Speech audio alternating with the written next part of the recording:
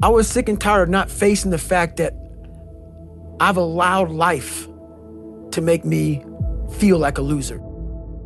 And a lot of us allow life to do that, and we accept it. And a lot of us talk about how we believe in God. We believe in something higher than us. If that is truth, you won't allow yourself to feel that way.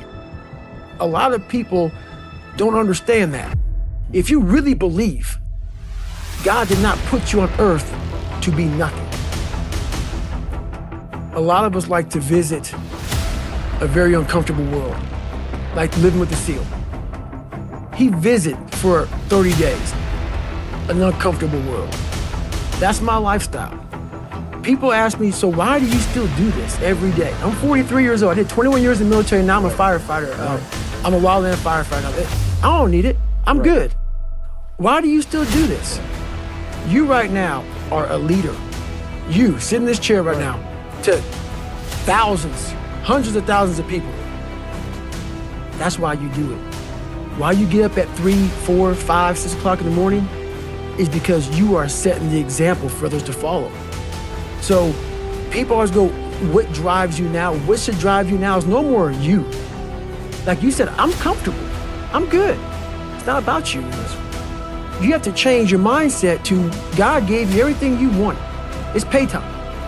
You gotta now start paying bills for the people in your mindset. So you're suffering now. Like when people say, why do you get up at 6 o'clock in the morning? So then you can come in and set the example for everybody else. There's so many times in life you don't want to be doing what you're doing. You can't just quit. Remember this, it's in the hobby, it's in the joke, it's a lifestyle. So what you say to yourself is important. There's no coach, there's no trainer to keep you going, it's only you. So think about this, you've been working your whole life to get a seat at the table. The seat at the table is you want to be the best amongst all the best people in your career field. So you finally get that letter. It's steak, lobster, it's a big dinner. Everybody's showing up, dressed to the nines. Make sure you show up soaking wet from getting after it, working out hard. Towel around your neck. You respect the event. So make sure you put that towel over that nice chair. The whole thing is this. Don't say a word. Stay uncommon amongst uncommon people. You're never done. Don't stop when you're tired. Stop when you're done. Stay hard. What's funny about failure is we're afraid to fail a lot of times because we're afraid to get those people telling us that we're not good, that we shouldn't try again. This is how I look at it. First of all, those people are going to be there. And 99.9% of those people who are in your ear after you fail haven't even tried what you're attempting to do. That's first of all. But they have a voice. So that voice needs to be, we're done. You don't need to talk to me anymore. Like when I failed the pull-up record, I was going for 4,020 pull-ups. And I failed it twice before I finally got it the third time. I had so many people telling me, you can't do it. And I was like, how many pull-ups have you done in your life? So that's the first thing. Look at who's talking to you negatively first. And failure is the only way to grow. The only way to grow for me. Everything I've ever succeeded in, 3 hell weeks. Everything, Ranger School, everything I've ever failed, I failed miserably so many times. But what you do with that failure is you go back, you learn from it. And not just learn from it, I call it the live autopsy. Where you get all this stuff, you get a scratch piece of paper, and you start writing down, don't even acknowledge the fact that you failed. You're looking at it almost like the daggone light bulb. Like, okay, this went wrong, that went wrong, that went wrong. And then you go back into it. All failure is a tool for success. It shows you how to get there if you're willing to stay in the fight. That's the hard part though. After failure, all these voices start to say, no, we're not good enough, we're not good enough, we're not good enough. No, we haven't tried enough. And that is so true. We just haven't tried enough. But yeah, without failure, I wouldn't be who I am today. That voice became haunting. When I was younger, I could get away from it a little bit. When it becomes something that steady just pecks at you all day long, no matter what you're doing, I could be talking to you in this voice at the same time, like, what are you doing? What are you doing, man? You're a loser. Where you going, man? This is what you could do your whole life? So it'd be talking to me as I'm talking to everybody.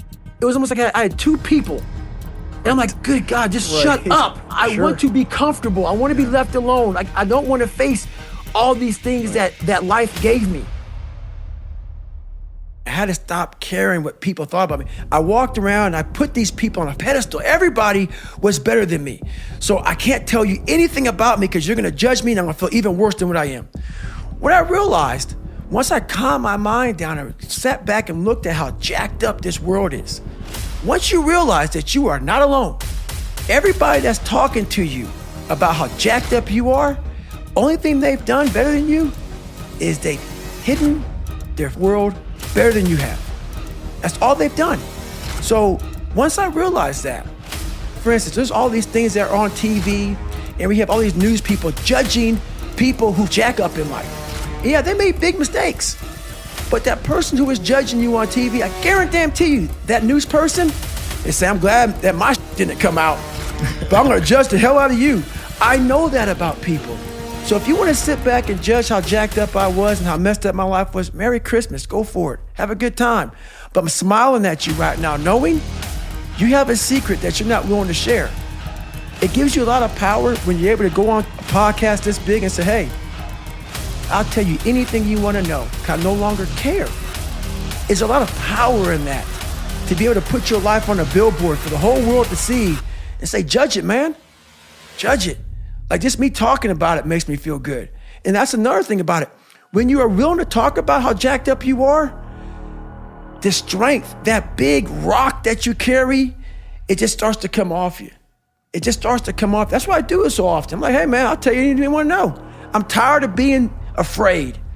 I'm tired of lying about how good I'm not.